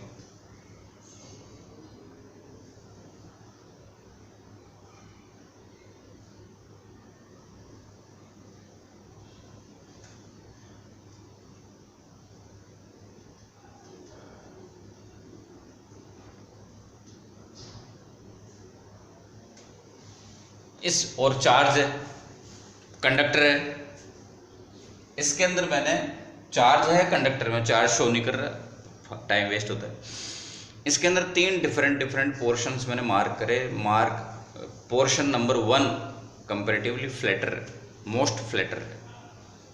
2 नंबर की रेडियस ऑफ कर्वेचर और कम है, और 3 नंबर की तो बहुत कम है। इवन वो तो पॉइंटेड है, शार्प है, चोंच निकली हुई है, तीखा है, उसकी रेडियस ऑफ कर्वेचर तो बहुत ही कम है। सबसे ज़्यादा इलेक्ट्रिक फील्ड कहाँ पे होगा, इसके अराउंड। यहाँ पर इलेक्ट्रिक फील्ड बड़ा ज़बरदस्त होगा। एक ही बॉडी के 3 पॉइंट्स हैं, तो इनमें चार्ज का आना जाना तो अलाउड है। एक ही बॉडी है, कंडक्टर है, नॉन कंडक्टर तो भी नहीं। एक कंडक्टर बॉडी है, तो इस जगह पर इसके अराउंड, यहाँ जो मैं डॉटेड मार्क कर रहा हूँ, इस रीजन में इलेक्ट्रिक फील्ड ज़्यादा होगा, यहाँ पर थोड़ा कम होगा और यहाँ पे बहुत कम होगा। इलेक्ट्रिक फील्ड जो भी कुछ करता है वो यहाँ पे सबसे ज़्यादा होगा। शार्प एक चार्ज बॉडी के जो शार्प या पॉइंटेड जो एंड्स हैं, ठीक है, नुकीले या धार वाले जो जगह हैं, उनके अराउंड इलेक्ट्रिक फील्ड का एक्शन ज़्यादा होगा। इलेक्ट्रिक फील्ड का एक्शन क्या होता है, ये देखें क्या एक्शन करता है। ये तो बहुत पुराना फेमस फॉर्मूला है, आप जानते हो। इलेक्ट्रिक फील्ड का एक्शन क्या होगा, एक चार्ज बॉडी अपने अराउंड इलेक्ट्रिक फील्ड क्रिएट, ये भी आपके मन में आता होगा। आप इलेक्ट्रिक फील्ड को जो है फर्स्ट चैप्टर से सुनते आ रहे हो, आपके मन में आता होगा कि इलेक्ट्रिक फील्ड है, करता क्या है, मतलब कुछ हैजार्ड है कि नहीं, कोई अपने अराउंड क्या कर देता है। अभी तक आपने ये तो सुना है कि इलेक्ट्रिक फील्ड चार्ज बॉडी के ऊपर फोर्स लगाता है, ये लिखा है, इलेक्ट्रिक फील्ड चार्ज बॉडी पर फोर्स लगाता है। लेकिन अनचार्ज बॉडीज के साथ क्या करता है, तो कोई भी बॉडी अनचार्ज नहीं है। आपके हर सेल में, आपके हर कण कण के अंदर चार्ज है, प्रोटॉन और इलेक्ट्रॉन का। वो इलेक्ट्रिक फील्ड यदि प्रोटॉन्स को रिपेल कर रहा है तो इलेक्ट्रॉन्स को अट्रैक्ट करेगा। कोई चीज़ किस एक एटम के एक पार्ट को आप रिपेल और एक को अट्रैक्ट करो, माने तोड़ोगे ना, तोड़ोगे एटम को, तो एटम को तोड़ने का काम करता है। आपको मालूम है कि एक बहुत हैवी इलेक्ट्रिक, और इसका मतलब ये मत सोच लेना कि आप जो है ना किसी भी इलेक्ट्रिक फील्ड में चले जाओ तो आपका पूरा का पूरा एटम्स टूट जाएंगे। हैवी इलेक्ट्रिक फील्ड में चले जाओ, ये काम मैं जो बोल रहा हूँ ये हो जाएगा। एक पर्टिकुलर इलेक्ट्रिक फील्ड है, वो किसी भी एटम के पॉजिटिव और नेगेटिव चार्ज को पक्का अपोजिट फोर्स करेगा, ये तो समझते हो आप। तो उसको अपोजिट फोर्स करके और उसको तोड़ डालेगा, एटम को डिस्ट्रॉय कर देगा, इलेक्ट्रॉन आयनाइज कर देगा। शॉर्टकट में अपने बात करें कि उसके इलेक्ट्रॉन्स छीन लेगा, एटम में से इलेक्ट्रॉन्स को तोड़ के निकाल देगा, आयनाइज हो जाएगा मटेरियल, ठीक है। तो यहाँ पर जो सराउंडेड एयर है वो आयोनाइज हो जाएगी, यानी कि, और वो आयोनाइज हो जाएगी, और इस पर्टिकुलर इफेक्ट को अपन लोग, मतलब ये जो सरफेस है ये अपना चार्ज लूज कर देगी उस सराउंडेड एयर को, अपना चार्ज लूज करके उसको आयोनाइज कर देगी, ठीक है। इस पर्टिकुलर इफेक्ट को आप कोरोना इफेक्ट भी बोलते हो, कोरोना। एक चांस की बात है कि अभी जो है लॉकडाउन के मौसम में ये वर्ड, मतलब ईयर 2020 का ये बहुत भयानक वर्ड है पूरे वर्ल्ड के लिए कोरोना, ठीक है। कोरोना वर्ड का मतलब होता है किसी भी ऐसी चीज़ में कोई ऐसा क्राउन सा बना हुआ हो, तो वो जो पर्टिकुलर वायरस है उसका शक्ल ऐसी होती है, मुकुट पहन रखा हो, क्राउन जैसा हो कुछ भी, ठीक है, इसलिए उसका नाम कोरोना है, कोरोना वायरस। कोरोना वर्ड का मतलब होता है इस तरह की कोई भी मुकुट या क्राउन, ठीक है। इसको कोरोना इफेक्ट क्यों बोला है, क्योंकि इसके अंदर भी जो है इसके चारों तरफ का जो सराउंडिंग है वो इलेक्ट्रिक फील्ड से अफेक्ट होकर के आयनाइज हो जाती है और उस बॉडी में से चार्ज को लीक करती रहती है। Corona effect is the leakage of charge from a conductor and from its sharp and pointed ends. एक कंडक्टर के शार्प और पॉइंटेड एंड्स हैं, यदि वो कंडक्टर चार्ज है तो उसके शार्प एंड्स पर से जो चार्ज है वो लीक होकर के जाता रहता है, क्योंकि वहाँ का इलेक्ट्रिक फील्ड हैवी होता है और हैवी इलेक्ट्रिक फील्ड अपने सराउंडिंग एयर को आयनाइज करके अपना चार्ज उसको देता रहता है और वो चार्ज को का लीकेज होता रहता है। यानी कि कोई भी बॉडी है वो यदि आपने चार्ज करके छोड़ दी तो हो सकता है 2 सेकंड में, 2 साल में, 2 घंटे में वो उसका चार्ज जो है वो लीक होकर के चला जाएगा, सराउंडिंग एयर उसको चार्ज को ले जाएगी। वैक्यूम में कोरोना इफेक्ट नहीं होता, ठीक है बच्चों। क्वेश्चन नंबर 21 का ए पार्ट है, इसके अंदर सपोज ये जेड एक्सिस है, आप मत सोचना कि इसको तो एक्स एक्सिस बोलते हैं, आपकी मन मर्जी हो वैसे बोलो आप, कोई दिक्कत नहीं। सपोज ये जेड एक्सिस है, इसमें ये 2 चार्ज पुट किए हुए हैं, जेड एक्सिस पर ही हैं, ठीक है। और एक पॉइंट है जो ओरिजिन से जेड डिस्टेंस पर है, उस पर आपको पोटेंशियल पता करना है। तो इसकी वजह से पोटेंशियल, ये डिस्टेंस कितनी है, ए, इसको दोनों तरीके से कर सकते हो, फंडामेंटल से या रेडीमेड से। आपको -q एंड +q दोनों चार्ज को देखते ही याद आ रहा होगा कि ये तो डाइपोल है, और डाइपोल के एक्सिस पर फील्ड, डाइपोल के एक्सिस पर जो फील्ड है वो आपका मतलब जो ओरिजिनल फॉर्मूला है kp cos theta upon r² - a² cos square theta, इसके अंदर आप डेटा पुट कर दो, आपका आंसर आ जाएगा, ठीक है। थीटा किस किस के बीच में एंगल होता है, r एंड p के बीच में एंगल है, ठीक है ना। r वेक्टर r की डायरेक्शन किधर, इधर, और वेक्टर p की डायरेक्शन भी माइनस से प्लस की तरफ होती है, दोनों के बीच में एंगल 0 है, ये 0 पुट करेंगे। p का वैल्यू, डायपोल मोमेंट का value, charge multiplied by distance, दोनों चार्जेस के बीच में डिस्टेंस यानी डायपोल की लेंथ 2a है, q × 2a पुट करोगे, और फिर r जो है उसको आप पुट करोगे, r का वैल्यू कितना है, z है, ऐसा करके आ जाएगा, ठीक है। एक और है, ये जो है पॉइंट सेकंड वाला जो पोटेंशियल पता करवाया है वो पोटेंशियल है जो इस सरफेस पर है। देखो बच्चों, पॉइंट का कोऑर्डिनेट गिवन है X Y comma zero, X comma Y comma zero. ये जो प्लेन है, क्या नाम है इस प्लेन का, एक्स वाई प्लेन। ये जो पूरा प्लेन है, ये प्लेन है, इसके अंदर सारे किसी भी पॉइंट पर जेड कोऑर्डिनेट जीरो है, ठीक है ना। यहाँ पे यहाँ पे यहाँ पे किसी भी पॉइंट पर जेड कोऑर्डिनेट जीरो है। और इस प्लेन को आप क्या बोल सकते हो, इक्वेटोरियल प्लेन। तो आप समझते हो कि इक्वेटर पे किसी भी पॉइंट पर पोटेंशियल जीरो होता है, तो उसका आंसर जीरो आ जाएगा, ठीक है। इसका सेकंड पार्ट में जो है ना, आपको एक तो इसको फॉर्मूले को इजी बनाने के लिए बोला है, और बोला है कि बताओ V और R के बीच में कैसा रिश्ता है। आपको दिख रहा है V और R के बीच में ऐसा रिश्ता है, ठीक है ना। थर्ड क्वेश्चन क्या है, थर्ड क्वेश्चन जो है उसके अंदर ऐसे बोला हुआ है कि एक Q चार्ज है, उसको यहां से यहां लाए, पॉइंट ए से पॉइंट बी पे ले जा रहे हैं। एक्सिस के एक पॉइंट, एक्स एक्सिस के किसी एक पॉइंट से दूसरे पॉइंट पे ले जा रहे हो आप, तो वर्क कैलकुलेट करना है। वर्क का फॉर्मूला होता है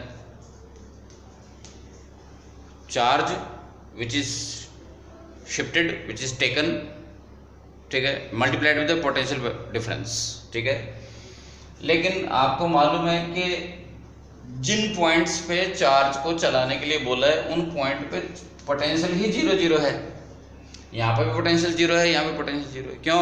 ये पूरा ही प्लेन जो है ना उस पर पोटेंशियल जीरो होगा। इक्वेटोरियल प्लेन है ये डायपोल का, इक्वेटोरियल प्लेन पर पोटेंशियल जीरो होता है, तो यहाँ का पोटेंशियल भी जीरो, यहाँ का पोटेंशियल भी जीरो, ठीक है ना। वर्क होगा जीरो। क्वेश्चन में ये बोला है कि उस चार्ज पार्टिकल को यूं करके ले जाओ, और ऐसे यूं करके ले गए तो क्या होगा, कुछ नहीं।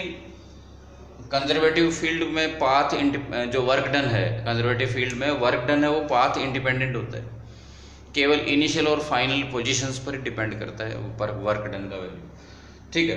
तो वर्क का कैलकुलेशन में कोई फर्क नहीं पड़ेगा इसके पाथ पर, तो वर्क का वैल्यू जीरो आएगा, ठीक है ना।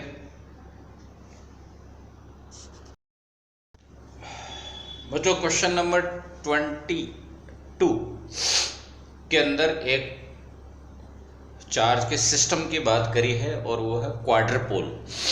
और ये क्या होता है, आप ऐसा कह सकते हो कि बैक टू बैक दो डायपोल कनेक्टेड है, दो डायपोल रखे हुए हैं बैक टू बैक, ठीक है।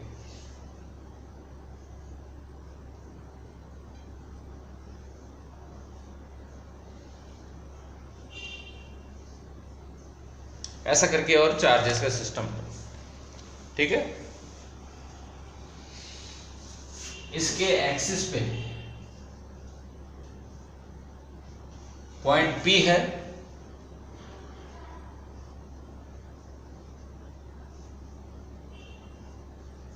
और पॉइंट P का सेंटर से डिस्टेंस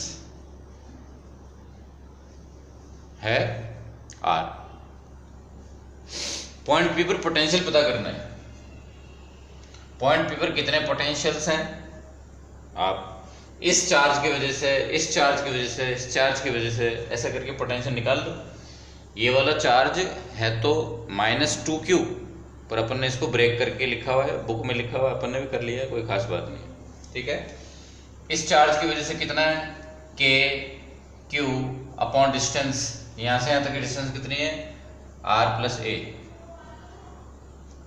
इसकी वजह से पोटेंशियल कितना है, k -2q अपॉन डिस्टेंस, और इसका इससे डिस्टेंस का पोटेंशियल है k q upon distance r minus, ये माइनस साइन बाहर आ जाएगा, ठीक है। अब इसका कैलकुलेशन करना है आपको, सिंपल अलजेब्रा है। के क्यू तो कॉमन आ जाएगा, बाकी जो अंदर बच गए उनको आप एलसीएम लेकर के कैलकुलेट करके निकालो। मैं डायरेक्ट लिख रहा हूं, वो आ जाएगा के क्यू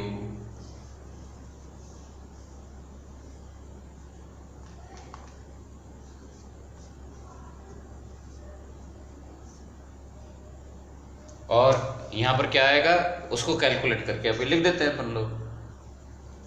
ठीक है, ये आ गया। और इसमें एक कंडीशन है, वो है if R is very greater than A, तब क्या होता है, तब आप इसको नेग्लिजिबल कर देते हो। ठीक है, फाइनली क्या आ गया, V और R के बीच में रिश्ता कैसा आ गया, V proportional to 1/R power 3। ये है। डाइपोल में V और R के बीच में रिश्ता कैसा था, डाइपोल में पॉइंट चार्ज के लिए V और R का रिश्ता कैसा था, पॉइंट चार्ज के लिए पोटेंशियल का फॉर्मूला क्या था, KQ/R सिंगल पावर, और डाइपोल में 1/R² आता था, और क्वाड्रपोल में R³ आ रहा है।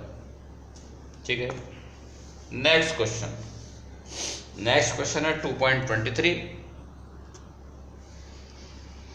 बच्चों इस क्वेश्चन में, ये पर्टिकुलर क्वेश्चन मेरे दिल के बहुत करीब है, और इसके अंदर एक फैक्ट यूज होगा जिसका जिक्र अपन ने नोट्स में किया हुआ है। ठीक है ना, वो क्या है, क्वेश्चन को सुनिए। आपके पास में 1 माइक्रोफैरड के इस तरह का क्वेश्चन आपके वर्कशीट में भी है। आप गूगल ड्राइव पर, मेरे गूगल ड्राइव पर जाकर के देखो, वर्कशीट निकालो, देखो, और काफ़ी इसमें एक खास संदेश मिल रहा है, एक इन्फॉर्मेशन मिल रही है, जिसकी वजह से 1 माइक्रोफैरड के आपके पास में कई सारे कैपेसिटर्स हैं। आपको अपनी रिक्वायरमेंट के हिसाब से, आपको रिक्वायरमेंट है 2 माइक्रोफैरड का एक कॉम्बिनेशन तैयार करना है। अवेलेबल क्या है, 1 माइक्रोफैरड के कैपेसिटर्स, आपकी रिक्वायरमेंट है 2 माइक्रोफैरड की। ठीक है, तो आप क्या कहोगे, हाउ सिंपल,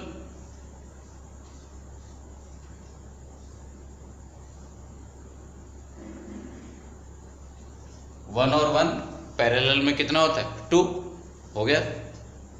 ठीक है, अब आप इस कॉम्बिनेशन को किसी सोर्स पे कनेक्ट करोगे कि नहीं करोगे, सोर्स पे कनेक्ट किया है, सोर्स का जो वोल्टेज है, जो अवेलेबल वोल्टेज है, सोर्स जो अवेलेबल है उसका वोल्टेज है 1000 वोल्ट। क्वेश्चन में गिवन है कि 1000 वोल्ट का जो बैटरी है, सोर्स है, चार्ज का सोर्स है, वो अवेलेबल है। ठीक है, ठीक है, आपने कनेक्ट कर दिया। मालूम है क्या होगा, ये फ्यूज हो जाएंगे, दोनों कैपेसिटर्स खराब हो जाएंगे। इन दोनों के बीच में, प्लेटों के बीच में जो इंसुलेटर है, जो डाइलेक्ट्रिक मीडियम फील्ड है, वो खराब हो जाएगा, जल जाएगा वो। क्यों, क्योंकि एक डेटा और दिया हुआ है, ब्रेक डाउन वोल्टेज।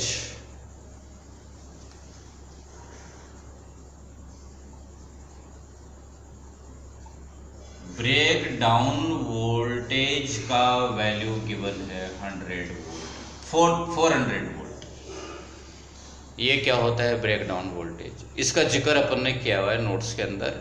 ठीक है, ब्रेक डाउन वोल्टेज से ज़्यादा वोल्टेज यदि आप उसके अक्रॉस लगा दो, कैपेसिटर के अक्रॉस लगा दो, तो कैपेसिटर के प्लेटों के बीच में जो डाइलेक्ट्रिक मीडियम है वो कंडक्ट करने लग जाएगा, उसमें से इलेक्ट्रिसिटी फ्लो होने लग जाएगी, और करंट फ्लो होने लग जाएगी, तो हीट हो करके और वो बर्न हो जाएगा, खराब हो जाएगा। ठीक है, एक और चीज है, electric field equal to potential difference upon distance. ठीक है, प्लेटों के बीच में जो डिस्टेंस है वो तो जितना है वो फिक्स है। इस ब्रेकडाउन वोल्टेज के कॉरस्पॉन्डिंग जो इलेक्ट्रिक फील्ड है उसको बोलते हैं अपन लोग dielectric strength of the dielectric medium. उस डाइलेक्ट्रिक मीडियम का वो कैपेसिटी है, मैक्सिमम उसकी लिमिट है इलेक्ट्रिक फील्ड की, कौन, डाइलेक्ट्रिक स्ट्रेंथ। ठीक है, जहाँ तक उस इलेक्ट्रिक फील्ड को वो जो डाइलेक्ट्रिक मीडियम है वो उसको टॉलरेट कर सके, उस इलेक्ट्रिक फील्ड तक वो डाइलेक्ट्रिक मीडियम विथ स्टैंड कर सके। क्या विथ स्टैंड, सुनो इसकी छोटी सी बात। ये पैरेलल प्लेट कैपेसिटर है, इसके बीच में ये मीडियम फील्ड है, यहाँ पर इलेक्ट्रिक फील्ड है, और यहाँ पर एक मैटर मीडियम है जिसमें इलेक्ट्रॉन्स भी होते हैं जो बाउंड है, ठीक है ना। फ्री इलेक्ट्रॉन नहीं होते, ये डाइलेक्ट्रिक मीडियम है, इसमें फ्री इलेक्ट्रॉन नहीं है, कंडक्टर नहीं है। लेकिन इलेक्ट्रिक फील्ड इसके अंदर जो है वो बढ़ते बढ़ते बढ़ते बढ़ते इतना ज़बरदस्त हो जाएगा इलेक्ट्रिक फील्ड कि वो जो बाउंड चार्ज है, यानी कि जो एटम्स के बाउंड इलेक्ट्रॉन्स हैं, बाउंड इलेक्ट्रॉन्स के ऊपर इतना फोर्स बढ़ जाएगा कि वो उसको तोड़ के निकाल लेगा, ठीक है। अभी अभी बात हुई थी अपने कि एक इलेक्ट्रिक फील्ड क्या करता है, बाउंड इलेक्ट्रॉन्स को वो इतना ज़बरदस्त यदि इलेक्ट्रिक फील्ड हो जाए कि वो बाउंड इलेक्ट्रॉन्स को तोड़ना शुरू कर दे तो फिर वो फ्री कर डालेगा। और जब इस एक पर्टिकुलर लिमिट के ऊपर इतना ज़्यादा इलेक्ट्रिक फील्ड हो जाएगा, उस लिमिट के ऊपर फिर इलेक्ट्रॉन पैदा होना लग जाएंगे, ब्रेक डाउन हो जाएगा। क्या ब्रेक हो गया, इलेक्ट्रॉन्स एटम्स से ब्रेक होने लग गए, ठीक है। इलेक्ट्रिक फील्ड की उस लिमिट को बोलते हैं अपन लोग डाइलेक्ट्रिक स्ट्रेंथ, और कॉरस्पॉन्डिंग इलेक्ट्रिक फील्ड के जो कॉरस्पॉन्डिंग वोल्टेज है उसको अपन लोग बोलते हैं ब्रेक डाउन वोल्टेज। वो ब्रेक डाउन वोल्टेज का वैल्यू 400 वोल्ट दे रखा है। इससे नीचे ये मटेरियल जो है वो डाइलेक्ट्रिक मीडियम बना रहेगा, इंसुलेटर बना रहेगा। इससे ऊपर ये डाइलेक्ट्रिक मीडियम कंडक्ट करने लग जाएगा और फिर करंट फ्लो होने लग जाएगी, फिर इलेक्ट्रॉन फ्री हो जाएंगे। इलेक्ट्रॉन फ्री हो जाएंगे तो फ्लो करेंगे, करंट फ्लो होगा, करंट से हीट पैदा होगी और ये डाइलेक्ट्रिक मीडियम बर्न हो जाएगा, कैपेसिटर खराब हो जाएगा। ये इतनी लंबी कहानी है ब्रेक डाउन वोल्टेज की। तो इसको अपने बुक में ब्रेक डाउन वोल्टेज लिखा हुआ नहीं है, बस ये है कि it is the maximum possible the voltage up to which the medium can withstand, ठीक है, इसका मतलब ये है। और ये किसी पर्टिकुलर कैपेसिटर का हर एक कैपेसिटर का मैक्सिमम वोल्टेज फिक्स होता है, वो 400 वोल्ट है इस पर्टिकुलर केस में। तो फिर क्या होगा, आप तो कह रहे ये तो जला डालेगा, क्या करें आप बताओ कि ये वोल्टेज तो आपको यूज़ करना ही करना है, सोर्स का वोल्टेज तो 1000 ही यूज़ करना है। तो आपके पास एक उपाय है, आप बताओ कि वोल्टेज का डिस्ट्रीब्यूशन करना है, आपको वोल्टेज को ब्रेक करना है, 1000 को ब्रेक करना है। 2 टुकड़ों में ब्रेक करते हैं 1000 को, कितना होता है 500, ठीक है।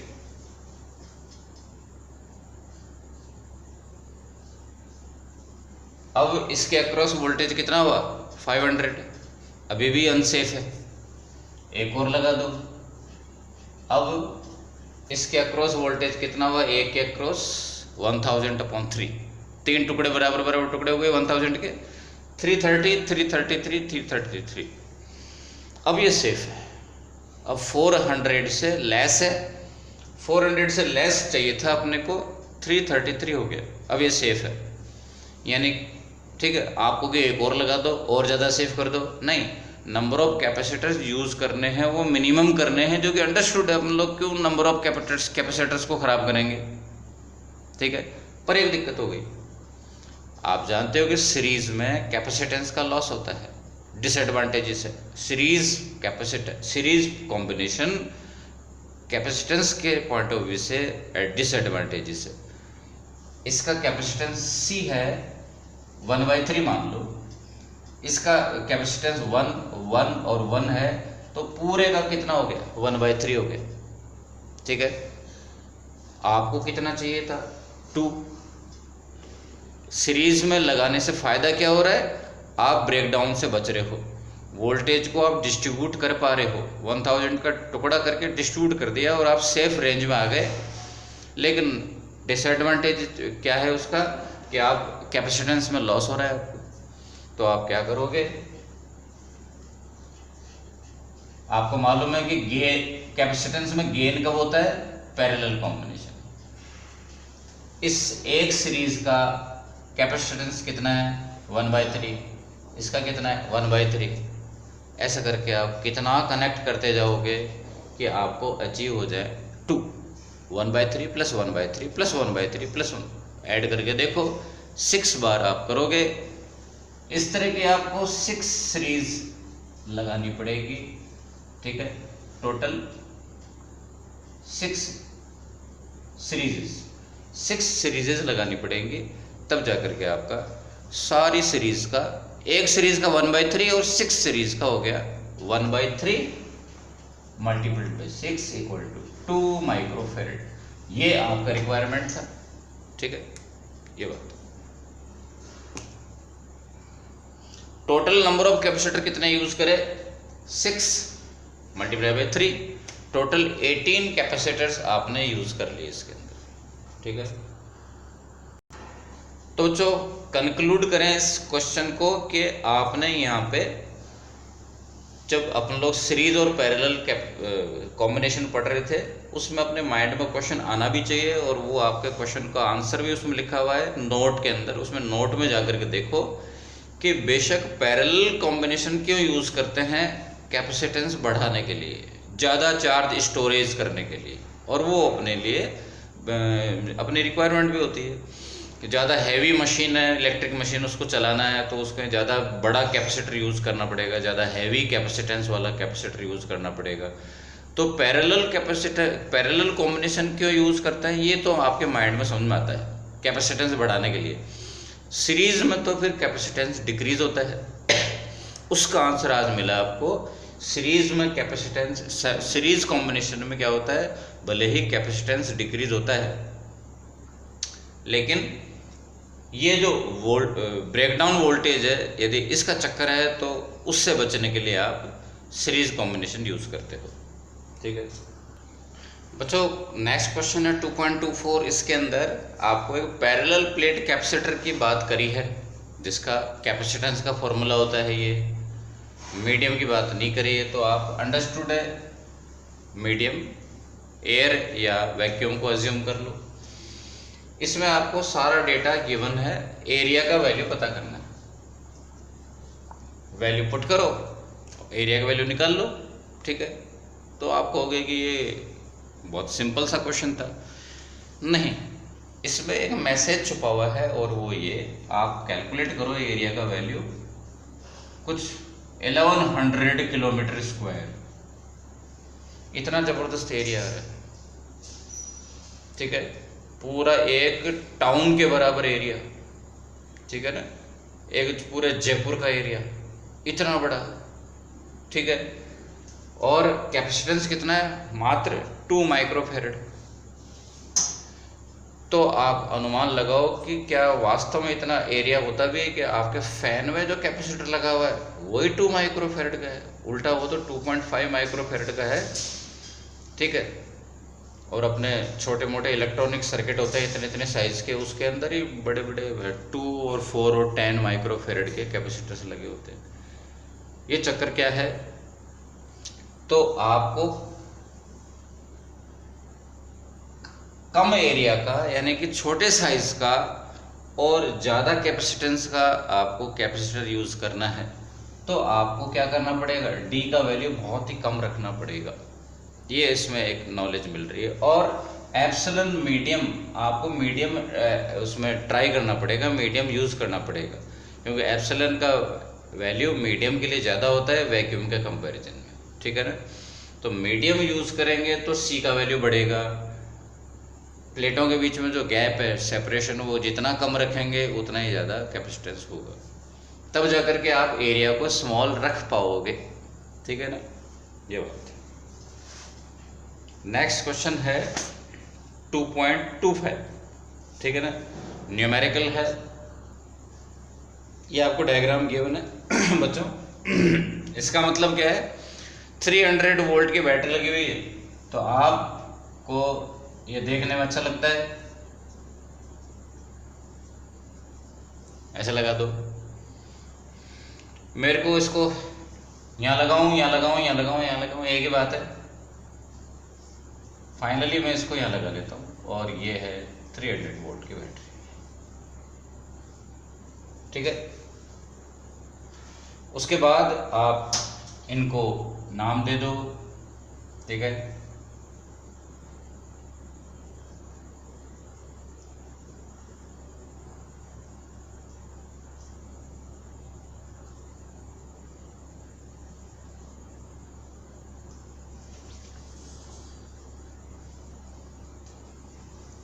आपको पता करना है हर एक कैपेसिटर पे वोल्टेज और हर एक कैपेसिटर के बीच में पोटेंशियल डिफरेंस और चार्ज, ठीक है ना। कैपेसिटर्स के ऊपर एक वीडियो और हो चुका है, अपन ने इससे भी ज़्यादा भयानक और बड़ा क्वेश्चन लिया था अपन ने, सेम यही था वो भी, ठीक है ना। वो उसमें कैपेसिटर्स बहुत सारे थे।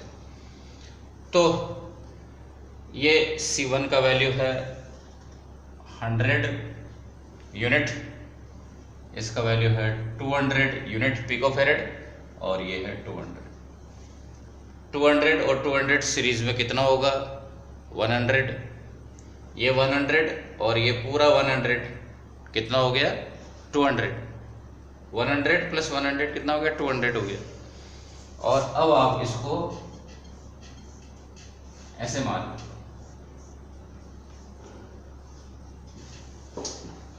ये सारा जितना मेरे हाथ के नीचे आ गया कितना है 200, ये कितना है 100, ठीक है ना, पिकोफैरेड। ये दोनों सीरीज में, ठीक है, पैरेलल में दिख रहे हैं, ऐसा मत कर देना, सीरीज में, ठीक है। Finally Q equal to CV, ठीक है। C कितना है 200 और 100 सीरीज में करते हैं तो कितना आता है सीरीज में 1/C equal to 1/C1 plus 1/C2, और उससे CS का वैल्यू क्या आएगा C1 C2 upon C1 plus C2, और इसका फंडा मैंने बताया था क्या, प्रोडक्ट अपॉन सम। ये क्या है प्रोडक्ट अपॉन सम, तो आप इसको डायरेक्ट कर सकते हो प्रोडक्ट अपॉन सम, और कितना आएगा 200/3। तो Q equal to CV, C का वैल्यू 200/3 मल्टीप्लाइड बाई V3, और ये जो भी आ गया 2000 20,000 पिको कूलाम। पिको किसके पास बैठा हुआ है, इसके साथ पिको चिपका हुआ है, ठीक है ना। पिको का मतलब 10⁻⁻12। कैलकुलेशन में उसको इंक्लूड करेंगे क्योंकि ये न्यूमरल है, नंबर है, यूनिट नहीं है, इसलिए इसके साथ रहेगा। तो पिको और कूलाम यूनिट, ठीक है। इस पिको को आप ये जो 3 जीरोज हैं वो पिको को दे दो तो वो नैनो बन जाएगा, 20 नैनो कूलाम, जैसी आपकी इच्छा हो। ये आपका चार्ज, ये चार्ज किस पर है, इस पे या इस पे, दोनों पे, ठीक है। 20 नैनो कूलाम और 20 नैनो कूलाम। इस पूरे, ये क्या है पूरा एक कॉम्बिनेशन है, इस पूरे कॉम्बिनेशन पर चार्ज कितना है 20 नैनो कूलाम। इस पर वोल्टेज कितना है, इसका वोल्टेज कितना है V equal to Q/C, 20 nano coulomb divided by 200 pico, ठीक है। इसको आप ऐसे लिख लो तो अच्छा रहेगा। तो पिको से पिको कैंसिल हो गया और ये आ गया आपका 100 वोल्ट, ठीक है।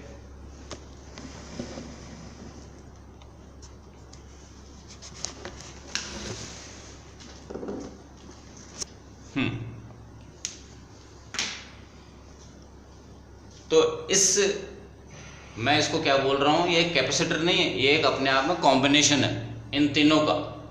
इस कॉम्बिनेशन के ऊपर वोल्टेज कितना निकाल लिया आपने Q/C से 100 वोल्ट, और आप जानते हो कि पैरेलल में है तो इनके दोनों के ऊपर वोल्टेज सेम रहेगा 100 वोल्ट 100 वोल्ट का, ठीक है।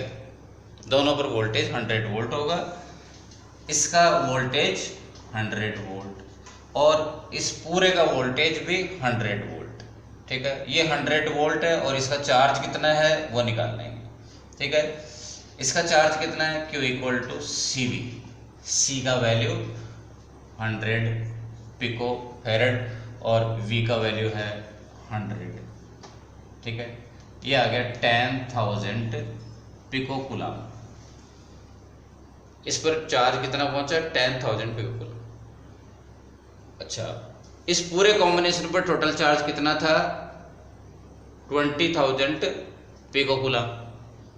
ये चार्ज किसका है? इस पूरे कॉम्बिनेशन पे, इस पे भी और इस पे भी, दोनों पे चार्ज इक्वल है क्योंकि दोनों सीरीज में है। इस पूरे कॉम्बिनेशन पर चार्ज कितना था? 20,000 पिको कूलम। इधर से कितना चार्ज आया? 20,000 पिको कूलम। इधर कितना गया? 10,000। बाकी बच गया जो इधर जाएगा, तो इस पर चार्ज कितना है? सेम। कितना? 10,000 पिको कूलम। इसका चार्ज कितना है? 10,000 पिको कूलम। दोनों पर चार्ज इक्वल है, दोनों सीरीज में है, दोनों पे चार्ज सेम रहेगा, ठीक है ना? 10,000 पिको कूलम। उसके बाद इसका चार्ज पता पड़ गया, तो इसका वोल्टेज पता लगा लो।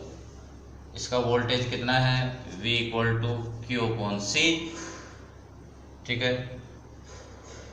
10,000 अपॉन 200, ये आ गया आपका 50 वोल्ट। इसका वोल्टेज 50 वोल्ट और डेटा सेम है, तो इसका भी वोल्टेज 50 वोल्ट, ठीक है ना? 50 वोल्ट आ गया। ऐसे करके और आपका ये हर एक पर वोल्टेज और चार्ज कैलकुलेट कर सकते हो। लेकिन याद रखो कि इससे भी ज़्यादा डिफ़िकल्ट क्वेश्चन अपन लोग इससे पहले एक वीडियो के अंदर कर चुके, ठीक है ना?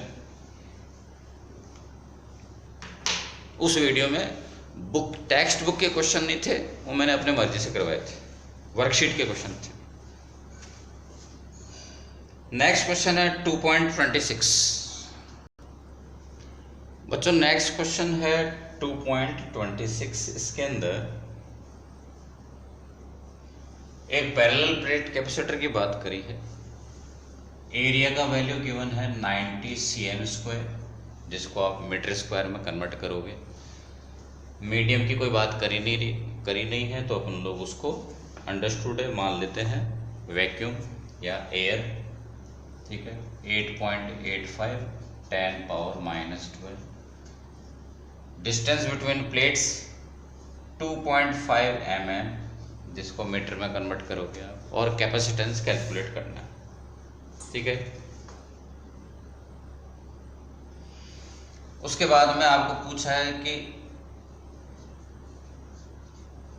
इस कैपेसिटर में कितनी इलेक्ट्रोस्टैटिक एनर्जी स्टोर हुई है। C का वैल्यू इधर से निकाल लोगे, V का वैल्यू आपको गिवन है 400 वोल्ट, ठीक है? उससे एनर्जी का वैल्यू आ जाएगा। आपको एक और चीज पूछा है, और वो है एनर्जी डेंसिटी, ठीक है? एनर्जी डेंसिटी का वैल्यू, ये जो एनर्जी का वैल्यू, इसमें वॉल्यूम का फॉर्मूला क्या है? A × D से मल्टीप्लाई कर दोगे, A × D ये वैल्यू पुट करोगे और आपको आ जाएगा एनर्जी डेंसिटी का वैल्यू। अपने आप करो सिंपल कैलकुलेशन। इसमें एक थ्योरेटिकल क्वेश्चन और किया है। क्वेश्चन ये डिमांड कर रहा है कि इसका जो फॉर्मूला पुट करेंगे तो ये भी आता है, तो आप इसको आपके थ्योरी के नोट्स में जाके देखो, ठीक है ना? इसको यहाँ पे रिपीट करने से कोई मतलब नहीं। बच्चों क्वेश्चन नंबर 2.27 एक फॉर्मेलिटी है। अपन लोग इस तरह का क्वेश्चन 2-3 बार कर चुके हैं, ठीक है? और काफ़ी रिपीट हो रहा है ये। दो कंडक्टर भी हो सकते हैं, दो कैपेसिटर्स हैं, C1 C2 उनकी कैपेसिटेंस है। एक कैपेसिटर को आपने चार्ज किया हुआ है 200 वोल्ट से, दूसरा अनचार्ज है, दूसरे का V2 का वैल्यू 0 है। और कनेक्ट करने के बाद जो उनका पोटेंशियल है वो इस फॉर्मूले से आप निकाल लोगे। This is potential after connection the two capacitors, ठीक है? U इनिशियल, फर्स्ट वाले की U initial half C1 V1² calculate करके निकाल लोगे। इसकी तो एनर्जी जो है U2 इनिशियल 0 है, जो चार्ज ही नहीं तो एनर्जी किस बात की? फर्स्ट वाले, अच्छा आफ्टर कनेक्शन करने के बाद फर्स्ट वाले की एनर्जी और आफ्टर कनेक्शन सेकंड वाले कैपेसिटर की एनर्जी दोनों को ऐड करेंगे और टोटल एनर्जी निकाल लेंगे, ठीक है? डेल यू लॉस,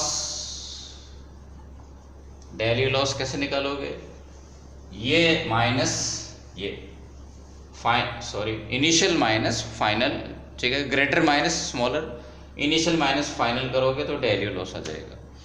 इस ऐसे करोगे तो मैं तो कहता हूँ बेटर है, लेकिन आपके पास एक रेडीमेड फॉर्मूला भी है इसका, वो क्या है, C1 C2 C1 plus C2 V1 minus V2 whole square, readymade formula है, इसमें पुट करोगे तो डेल यू लॉस का वैल्यू आ जाएगा। नेक्स्ट क्वेश्चन है 2.28। बच्चों इस जगह पर अपन लोग पैरेलल प्लेट कैपेसिटर के कैपेसिटेंस के डेरिवेशन में जाते हैं फंडामेंटल फॉर्मूले में। तो क्या मिलता है आपको कि इस जगह पे दोनों प्लेट्स के बीच में इलेक्ट्रिक फील्ड कितने हैं, दो हैं, एक पॉजिटिव प्लेट की वजह से, एक नेगेटिव प्लेट की वजह से। पॉजिटिव प्लेट की वजह से फील्ड की डायरेक्शन किधर है, ये E प्लस, और नेगेटिव प्लेट का फील्ड E माइनस। मेरा क्वेश्चन सुनो, क्या ये एरो किधर जा रहा है, पॉजिटिव प्लेट से दूर की तरफ, और आप जानते हो पॉजिटिव की वजह से इलेक्ट्रिक फील्ड की डायरेक्शन होती है अवे। ये एरो इस प्लेट से अवे जा रहा है और ये वाला एरो इस प्लेट के पास की तरफ आ रहा है। ये E प्लस का टोटल इलेक्ट्रिक फील्ड कितना आएगा, E प्लस और E माइनस ऐड होंगे, ऐड क्यों हो रहे हैं, सेम डायरेक्शन में है, ठीक है। E प्लस का वैल्यू कितना है, सिग्मा अपॉन 2 एप्सिलॉन, इसका सेम, ठीक है। ये फॉर्मूला कहाँ से आया, यहाँ पर चार्ज की एक सिंगल लेयर है, सिंगल सरफेस है, डबल क्यों नहीं है, आउटसाइड में चार्ज रह नहीं सकता, इसने अट्रैक्ट करके उसको अंदर बुला लिए, ये दोनों एक दूसरे को अट्रैक्ट करके और इनसाइड फेसेस पर अट्रैक्ट करके बुला लेते हैं एक दूसरे को।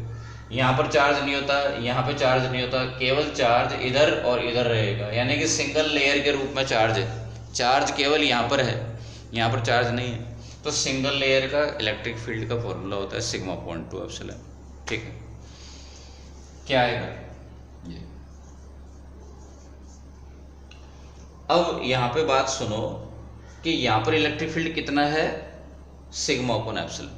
सिग्मा अपॉन एप्सिलॉन को आपके क्वेश्चन में बोला हुआ है E, ध्यान से सुनना इस बात को, सिग्मा अपॉन एप्सिलॉन को बोला हुआ है आपके क्वेश्चन में E। सब कुछ हटा देते हैं,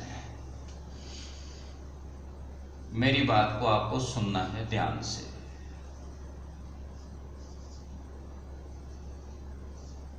आपके पास है 3 पॉइंट, एक और ले लो।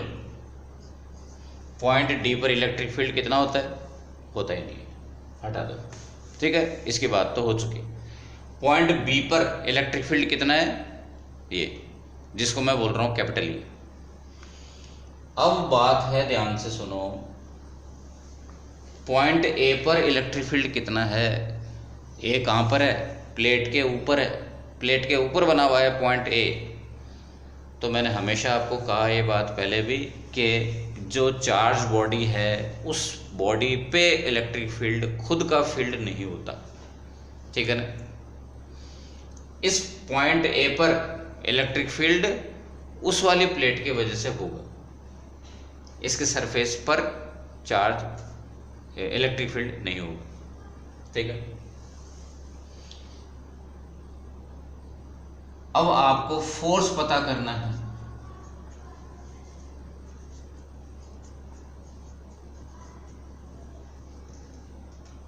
फोर्स पता करना है किसका, ये फोर्स किस पर है, प्लेट ए पर, ये प्लेट ए, प्लेट 1, प्लेट 2। प्लेट 1 पर फोर्स F1, ये प्लेट 1 पर चार्ज, और ये प्लेट 1 पर एक पॉइंट ए, उस पर इलेक्ट्रिक फील्ड, वो कितना है, पॉइंट ए पर इलेक्ट्रिक फील्ड कितना है, सिग्मा अपॉन 2 एप्सिलॉन। किसकी वजह से है वो, पड़ोसी प्लेट की वजह से, सिग्मा अपॉन 2 एप्सिलॉन, ठीक है। यहाँ पर प्लेट खुद, यहाँ पर जो इलेक्ट्रिक फील्ड है वो खुद इस प्लेट की वजह से नहीं, और पॉइंट सी पर जो इलेक्ट्रिक फील्ड है वो उसके लिए रिस्पॉन्सिबल कौन है, ये वाली प्लेट है खुद। ये वाली प्लेट नंबर 2 जो है ना वो उसकी वजह से पॉइंट सी पर इलेक्ट्रिक फील्ड नहीं है, पॉइंट ए पर प्लेट नंबर 1 की वजह के चार्ज की वजह से इलेक्ट्रिक फील्ड नहीं है। ठीक है, सिग्मा अपॉन एप्सिलॉन को क्या बोल रहे हैं आप, ई। क्वेश्चन बोल रहे हैं, अपन लोग नहीं बोल रहे। यहाँ पर इलेक्ट्रिक फील्ड कितना है, सिग्मा अपॉन एप्सिलॉन, उसको क्वेश्चन वाला बोल रहा है ई। ये आपका फोर्स आ जाएगा, इस पूरी प्लेट के ऊपर फोर्स आ गया 1/2 QE। क्वेश्चन जो है ना इस हाफ के ऊपर ध्यान दिलाने के लिए बोल रहा है कि हाफ क्यों आया। ये हाफ इसलिए आया कि बेशक यहाँ पर इलेक्ट्रिक फील्ड है सिग्मा अपॉन एप्सिलॉन, लेकिन यहाँ पर इलेक्ट्रिक फील्ड है सिग्मा अपॉन 2 एप्सिलॉन। वो इलेक्ट्रिक फील्ड पड़ोसी प्लेट की वजह से है। ये वाली बात, ये जो फैक्ट है यहाँ पे, इसको नोटिस कराना चाहता है बुक वाला question. Question number 2.29 theoretical question है बच्चों, आप नोट्स में जाकर के देखो, वहाँ पर स्फेरिकल कैपेसिटर का एक टॉपिक है, उसमें आपको ये डेराइव किया हुआ है, वहाँ जाकर के देख लो। ठीक है, नेक्स्ट है क्वेश्चन 2.23, ये भी स्फेरिकल कैपेसिटर के लिए है। इस क्वेश्चन में आपको, इसको इरेज कर देते हैं, क्वेश्चन नंबर 2.30 कर रहे हैं। सी का फॉर्मूला है 4 pi epsilon R1 R2 upon R2 minus R1। ठीक है, इसमें आपको R1 R2 का वैल्यू गिवन है, और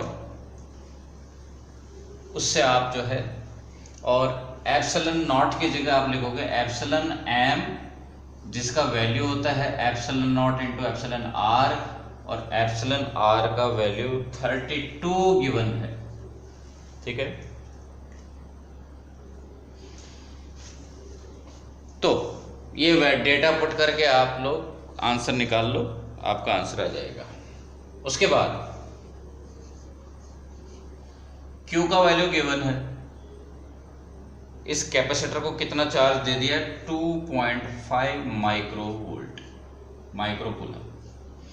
इससे आप V का वैल्यू कैलकुलेट कर लो, C तो यहां से आ जाएगा, Q का वैल्यू गिवन है, V का वैल्यू आ जाएगा। इसको ध्यान से सुने, स्फेरिकल कैपेसिटर ऐसा होता है।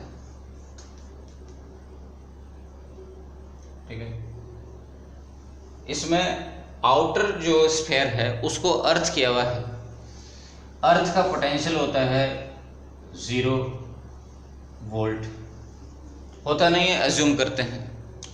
ठीक है, और ये इतना ज़्यादा जनरल है कि आप अंडरस्टूड है कि गिवन नहीं है तो भी अपन लोग अर्थ के पोटेंशियल को 0 ही अज्यूम करेंगे। इन दोनों के बीच का पोटेंशियल डिफरेंस V, ये आपने कैलकुलेट कर लिया, ये पोटेंशियल डिफरेंस ही है। ठीक है, तो सपोज वो पोटेंशियल डिफरेंस का वैल्यू सपोज वो आ गया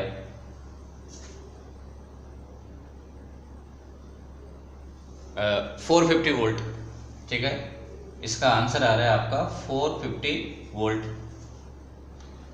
तो इसका 0 पोटेंशियल है, इन दोनों के बीच में डिफरेंस 450 का है, तो इसका पोटेंशियल कितना हो गया, वही आंसर 450 वोल्ट हो गया। ठीक है ना, आप अपने आप निकाल लो ये बात। उसके बाद में ये क्वेश्चन है नेक्स्ट के इसका थर्ड पार्ट, सी पार्ट, एक आइसोलेटेड सिंगल स्फीयर है, उसके और उसकी रेडियस कितनी है 12 सेंटीमीटर, उसका कैपेसिटेंस कैलकुलेट करने के लिए बोला है। तो वो कैलकुलेट अपने आप करें आप। 4 पाई एप्सिलॉन का वैल्यू कितना होता है 1/9 इंटू 10⁹, और r का वैल्यू है 12 सेंटीमीटर। ये डेटा पुट करोगे तो आपको आंसर जो आ रहा है वो देखोगे बहुत बहुत कम आएगा, किसके कंपैरिजन में? इसके कंपैरिजन, ठीक है। हजारों लाखों गुना कम आएगा। और ये बात तो अपन लोग कैपेसिटर वाले थ्योरी के टॉपिक में घुसते ही बात कर रहे थे कि कैपेसिटर में सबसे बड़ी चमत्कारी बात यही है, सेम साइज का एक सिंगल स्फेयर का उसका कैपेसिटेंस बहुत कम होता है, उसी साइज का जो कैपेसिटर है, ठीक है, उसका कैपेसिटेंस उससे हजारों लाखों गुना ज़्यादा होता है, ठीक है।